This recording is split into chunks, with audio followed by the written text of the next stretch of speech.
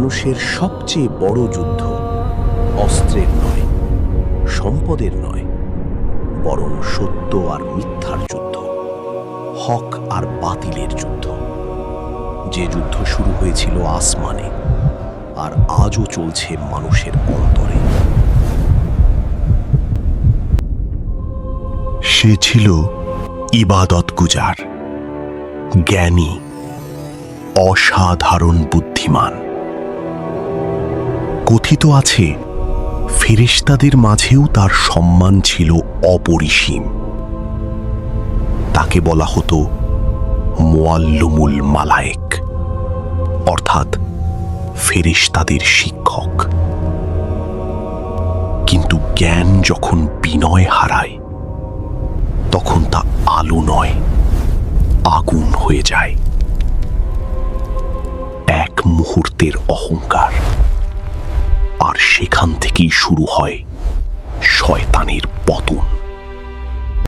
মানুষ জ্ঞান অর্জন করে, প্রশ্ন করে, প্রমাণ খোঁজে, কিন্তু প্রতিটি জ্ঞানের শেষে একটি সীমা আছে। কারণ মানুষ সব জানে না, আর অজানার সেই দরজাতেই শয়তান প্রবেশ করে। সে মানুষের কানে ফিসফিস করে, প্রমাণ কোথায়? দেখাতে পারো? যদি এক আল্লাহ থাকে, তবে কেন তাকে দেখা যায় না? ইতিহাসে একজন মহান যুক্তিবিদ ছিলেন, ইমাম ফখরুদ্দিন রাজি রহিমাহুল্লাহ। কথিত আছে মৃত্যুর সময় তিনি আল্লাহর অস্তিত্বের পক্ষে একের পর এক ৩৬০টি যুক্তি তুলে ধরেন। কিন্তু শয়তানও থেমে থাকেনি। সে প্রতিটি যুক্তির বিপরীতে সন্দেহ সৃষ্টি করতে লাগল। একটি প্রশ্ন, তারপর আরেকটি প্রশ্ন, তারপর আরেকটি। শেষ পর্যন্ত সব যুক্তি ক্লান্ত হয়ে যায়। আর তখন ইমাম রাজি বলে ওঠেন, দূর হও শয়তান, বিনা প্রমাণেই আল্লাহ এক। ঈমান সবসময় যুক্তির বিপরীত নয়, কিন্তু ঈমানের সবটুকু যুক্তির ভেতরে বন্দীও নয়। ভালোবাসার কি প্রমাণ হয়? মায়ের মমতার কি কোনো ল্যাবরেটরি রিপোর্ট আছে? তবুও মানুষ বিশ্বাস করে, কারণ কিছু সত্য হৃদয় দিয়ে অনুভব করতে হয়।